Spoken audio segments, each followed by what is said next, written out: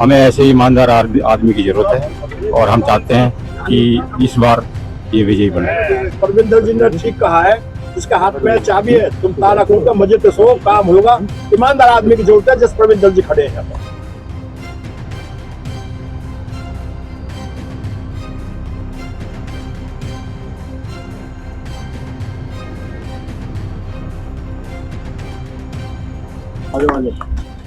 किसी के पार्क में सभी गणमान्य लोगों का मैं स्वागत करता हूं और आपका हार्दिक धन्यवाद करता हूं कि आपने हमारे प्रत्याशी इंडियन जनता पार्टी के सरदार परमिंदर सिंह जी का यहाँ बुलाया और उनका स्वागत किया। सरगर्मी से है आने वाली 5 अक्टूबर को 13 विधानसभा के चुनाव है और सब लोग उसमें वोट करेंगे। आपके बीच में सभी लोग आए होंगे और आगे भी आएंगे। मैं तो सिर्फ इतना ही कहने आया हूँ, हम वोट मांगने नहीं आए आपसे, हम आपका सिर्फ आशीर्वाद लेने आए हैं।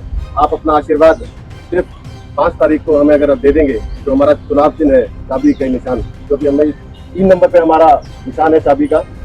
मैं तो सिर्फ बदलाव की बात करना चाहूंगा कि आपने सबको देखा है, इस बार आप अपने भाई सरदार परमिंदर सिंह जी को देखें। नमस्कार और सादर प्रणाम। भाई राजनीति बहुत लंबी चौड़ी जानता नहीं, सीधी सीधी बात करना जानता हूँ। होता क्या है जी, आप और हम 4 तरीके के समाज में जो हमारे बड़कल विधानसभा का क्षेत्र है। एक बेचारे बड़े स्लम है, एक कॉलोनी वासी हो गए, एक फिर सेक्टर जो मिनी सेक्टर हो गए, एक आपका बड़ा पॉश सेक्टर है। हर एक की अपनी अलग अलग रिक्वायरमेंट्स हैं। कहीं तो बिजली पानी और सीवर के लिए हो रहे हैं, कहीं अपने पार्क मेंटेन के लिए हो रहे हैं, कहीं बिजली की सप्लाई के लिए हो रहे हैं। लेकिन वोट हर क्षेत्र अपने हिसाब से करता है, मुझे पता है। जहाँ आप लोग बड़े इंडस्ट्रीज या अपने अपने क्षेत्र के किसी न किसी अपने कार्य को रिप्रेजेंट कर रहे हैं, चाहे कोई इंडस्ट्री को कर रहा होगा, कोई मीडिया को कर रहा होगा या कैसे कर रहा होगा। मैं तो इतना जानता हूँ जी, जो हमारे दुष्यंत चौटाला जी हैं, वो एक युवा और एक बहुत दूरदर्शी एक युवा नेता है। 25 साल की उम्र में सांसद बन गए थे जी, 31 साल की उम्र में उप मुख्यमंत्री बन गए थे और उन्होंने ऐसे ऐसे काम करे जो हर समाज के लिए थे, चाहे वो महिलाओं के लिए हो, चाहे वो बुजुर्गों के पेंशन का मामला हो, चाहे वो युवा पीढ़ी के लिए हो। मैं तो ये कहना चाहता हूँ जी, हमारे पास कई ऑप्शन थे, हमने सरदार परमिंदर सिंह जी को क्यों चुना, मैं उसके बारे में जरूर बता देता हूँ। हमारे परमिंदर सिंह जी 2:30 बजे उठ जाते हैं और अमृत वेला जो सिख समाज का कहा जाता है, 1 नंबर 2-3 गुरुद्वारों में जाते हैं और पूरा अमृत वेला करके फिर घर आते हैं। क्या आपको लगता है ऐसा आदमी कोई धोखाधड़ी कर सकता है? एक ऐसा समाज है सिख समाज, जो हमेशा से ही लोगों के मदद के लिए आगे रहता है। और एक जरूर मैं मानता हूँ कि कई लोग ये सोचते होंगे कि जननायक जनता पार्टी का क्या वजूद है या कुछ, मानता हूँ, बिल्कुल एक्सेप्ट करते हैं इस बात को यहाँ पर। लेकिन जी आपने भी जब अपना जीवन चालू किया होगा या किसी भी काम में गए होंगे तो 0 से चालू किया होगा, लेकिन सबने अपना अपना मुकाम हासिल करा संघर्ष के साथ। लेकिन अगर बीच में छोड़ देते तो कोई मुकाम हासिल नहीं कर सकता। आप इंडस्ट्री चलाते हैं तो वहाँ टर्नओवर देखी जाती है, या सर्विस प्रोवाइडर है तो वहाँ ये देखा जाता है नंबर ऑफ कस्टमर क्या है। राजनीति में देखा जाता है जी वोट परसेंटेज कितना बड़ा। आप हमें सिर्फ वोट दीजिए और वोट परसेंटेज बढ़ाइए। आपकी अगर कोई निजी समस्या या कोई भी किसी भी प्रकार की समस्या होगी, मेरी जिम्मेदारी है जी, मैं आपको उस पूरे पर्टिकुलर जो आप एक प्रोजेक्ट बना के देंगे, आपको साथ ले जाकर दुष्यंत चौटाला जी के सामने रखूंगा। और हम ट्राइड एंड टेस्टेड पार्टी है, हम पीछे रूलिंग पार्टी में साथ थे। ऐसा नहीं है कि हमें अपने प्रूव करना है अपने आप को। अब भी कोई बड़ी बात नहीं है कि जी सरकार के साझी हो जाए। अगर हम सरकार के साझी होते हैं या नहीं होते हैं, आप जो भी अपनी समस्या बताएंगे अपने क्षेत्र को लेके या अपनी इंडस्ट्री को लेके या अपने किसी को लेके, दुष्यंत चौटाला जी के सामने ले जाने की जिम्मेदारी मेरी है। और आप सिर्फ सपोर्ट करिए, ये मत देखिए कौन हारेगा जीतेगा। जिसको आप वोट करेंगे वही जीतेगा। ये तो एक हवा चलाई जाती है, फलाना जीत रहा है, फलाना जीत रहा है। आप तो सिर्फ अपना वोट देके अपना एक कर्म कीजिए। बस मेरी तो आपसे यही विनती है कि चाबी के निशान पे बटन दबाइए और परमिंदर सिंह जी को विजयी बनाइए। वंदना मेरे बुजुर्गों के, मेरी माताएं बहनें भी आई हुई हैं। बहुत अच्छा लगा इस पार्क को देख करके, क्योंकि मेरे जीवन की जो शुरुआत हुई है, आज मैं यहाँ पहुंचा हूँ, एक पार्क की वजह से पहुंचा हूँ। मैं 3 ब्लॉक में रहता हूँ, वहाँ का RW प्रेसिडेंट हूँ। मेरे घर के सामने एक पार्क था, बिल्कुल उजड़ा हुआ, जहाँ की शिक्षा मंत्री हमारी भी उसी ब्लॉक की हैं।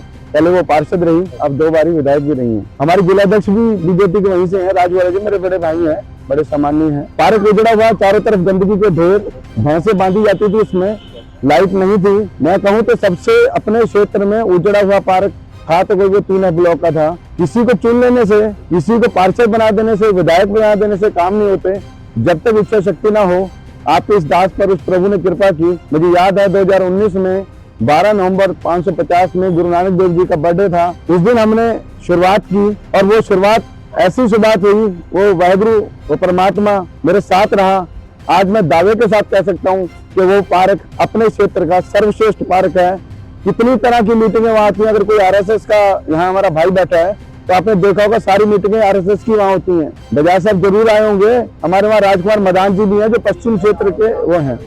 और उसके अलावा आपको बताना चाहूंगा कि वहाँ रोज शाम को पूजा पाठ चलता है कम्युनिटी सेंटर में, जहाँ पहले लोग शराब पीते थे बैठ करके, और गलत काम होते थे, परंतु आज एक वो स्वर्ग बन गया है। तरह तरह के कार्यक्रम वहाँ होते हैं। ये हमारे भाई कैशियर है मेरे साथ, मेरी आरडब्ल्यू में, हमें रोकने की कोशिश की गई अच्छे कामों को। पिछली 2 साल पहले इन्हीं दिनों की बात है कि हम यहाँ पर लंका जलाएंगे पार्क के अंदर। जब वो बन गया, घास हो गया, हमने बढ़िया घास लगाया जो 10 रुपए फुट के हिसाब से मिलता है, कलेक्शन घास उसको बोलते हैं। तो वो पार्क जिन्होंने देखा है वो तारीफ करे बिना रहते नहीं है।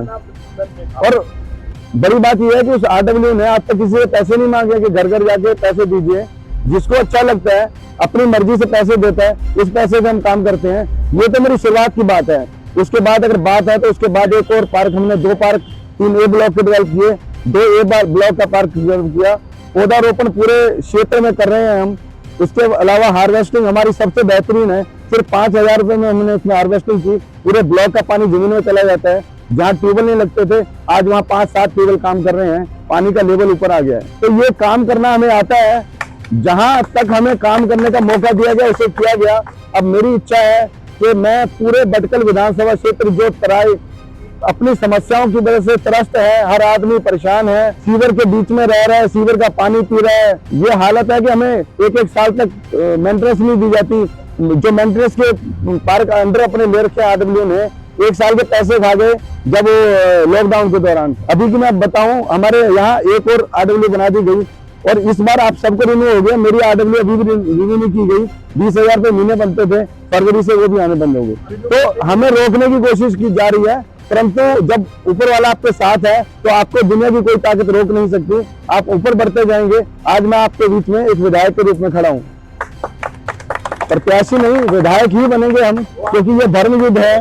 दूसरी तरफ बहुत सारे कौरव हैं जिनके पास बड़ी सेना है, पैसा है, बाहुबल है, परंतु आपके इस दास के पास सिर्फ और सिर्फ सेवा है। सेवा की है, सेवा करेंगे, मौका देंगे तो 5 साल तक वो परिवर्तन इस भटकल विधानसभा में आएगा कि आप हैरान हो जाएंगे कि इस तरह भी काम होते हैं।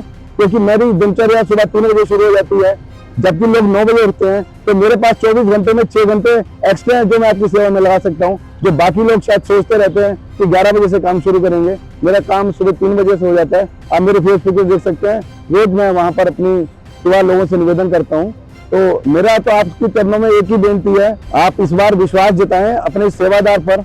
सबको आपने देख लिया, बार बार उन्हीं को 40 साल से हम देख रहे हैं। 25 साल तक बाबूजी यहाँ के मंत्री रहे हैं, वो रहे हैं, और अब 3 बार से हार रहे हैं। कांग्रेस ने फिर उन्हीं पर दाव लगाया है। और इस बार जो है, अगर इस विधानसभा की बात की जाए तो इसमें बाहर से एक आदमी को ला करके हमारे पर रख दिया गया है, जिसके खिलाफ काफी आरोप प्रतिरोप लगे हुए हैं करप्शन के। तो क्या हमारे विधानसभा में कोई भी समझदार आदमी नहीं था? क्या एक भी कैंडिडेट ऐसा नहीं था जिसे हम टिकट दे सकते? मुझे मजबूरन खड़ा होना पड़ा, क्योंकि बीजेपी ने किसी भी एक आदमी को, ऐसे आदमी को टिकट नहीं दी जो पिछले 5 साल से यहाँ काम कर रहा है, मेहनत कर रहा है, पैसे खर्च कर रहा है, परंतु उन्होंने किसी तीसरे आदमी को बाहर से लाकर हमारे पर बिठाया है। तो मैंने विचार किया क्यों ना मैं इस बार अपने आप को एक बदलाव के रूप में प्रस्तुत करूं। इसी सोच के साथ मैं आज आपके बीच प्रस्तुत हुआ हूं। अगर मैंने कहीं कुछ बात गलत कही है तो उसके लिए क्षमा चाहता हूं।